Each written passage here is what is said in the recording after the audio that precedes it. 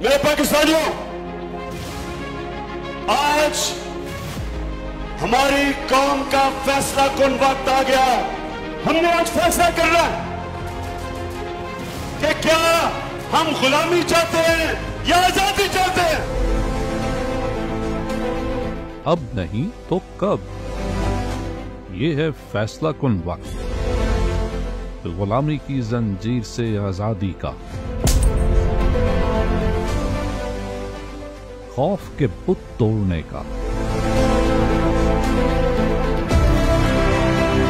पाकिस्तान का मतलब क्या?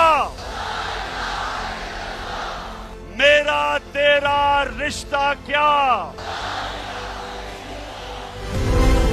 कौम तैयार रहे और अपने हक के लिए निकले। अपने लीडर इमरान खान की हिदायत पर इत्तवार 28 जनवरी से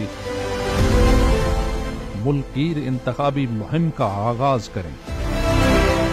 हर उम्मीदवार आवाम के साथ पुरअमन तौर पर अपने इंतखाबी हलके में निकले। गली गली सिर्फ इंसाफ की गूंज होगी।